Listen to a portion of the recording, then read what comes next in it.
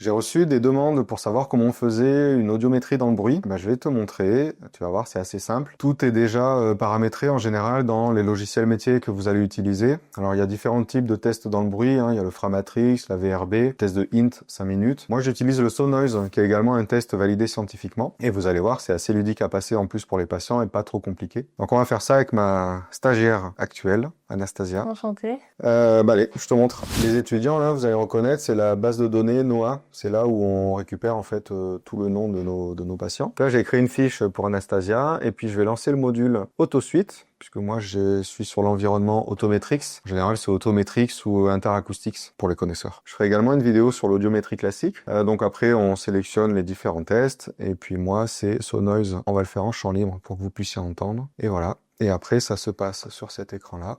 J'ai déjà paramétré. Donc le SoNoise, c'est un test avec des triplets. Tu vas entendre des chiffres, des items, et puis des couleurs. Et puis progressivement, tu vas avoir du bruit qui va augmenter. Et le test est adaptatif. Il va y avoir du bruit qui va être un coup plus fort, un coup moins fort, et la voix pareil, qui va être aussi, qui va varier. Tu es prête? Oui. Ouais. 8 cheveux mauves. 8 cheveux mauves. Donc là, elle a répondu 8 cheveux mauves. Ben, je vais cliquer tout simplement sur les items. 8 cheveux mauves. 8 pandas gris. 8 pandas gris. 8 pandas. 3 paniers blancs. 3 paniers blancs. Au début, le test, il est facile hein, pour pas perturber le patient. Il n'y a pas de bruit, hein, puis ça, ce qu'on appelle la période d'entraînement. Là, il suffit juste de reporter les réponses. Et puis, il y a le bruit qui va apparaître progressivement. Ce test-là aussi, l'avantage qu'il peut être passé sur tablette. Donc, ça peut être aussi fait de façon quasi autonome par le patient. Donc, chez certains audioprothésistes, ça permet de gagner du temps. Moi, j'aime bien le faire sur l'ordinateur directement.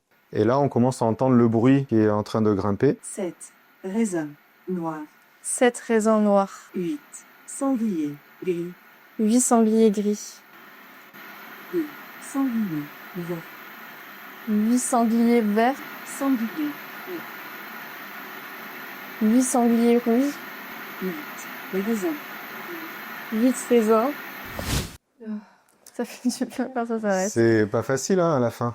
Donc à la fin, tu avais un rapport signal-bruit qui était assez difficile, Ouais. qui était important. Alors c'est normal que tu aies eu des difficultés vers la fin. Et puis on va voir les résultats. Une fois que le test est fait, tout simplement, on va récupérer les résultats hein, qui sont sur une base de données, la stagiaire. Ok. Bon, ce qu'on voit, c'est qu'au début, il y a le rapport signal à bruit qui augmente progressivement. Et puis après, tu es dans la zone de la normale. Hein. T'as pas trop d'écart à la norme. Ce qu'on va mesurer, c'est surtout un écart à la norme. Il faut pas qu'il dépasse 3 décibels. Donc là, tu es à 1,39, moins 1,39, donc c'est très bien. Ça correspond aussi à ton âge, à tes bonnes capacités auditives. Et on a des patients qui, eux, vont être beaucoup plus dégradés. Forcément, dans le bruit, ils vont avoir beaucoup plus de mal. Donc ces patients-là, on va appliquer un traitement, un réglage particulier sur les appareils en fonction des difficultés qu'ils ont. Je t'ai montré l'audiométrie dans le bruit, c'est en soi pas très compliqué, il faut le voir au moins une fois. Puis après, tout dépend du test que tu utiliseras, mais la plupart du temps, c'est ça. Si ce genre de vidéo t'a plu, n'hésite pas à me le faire savoir. Tu peux me laisser des commentaires, mettre la vidéo en favori pour la retrouver plus facilement. Et puis je te dis à la prochaine pour d'autres vidéos.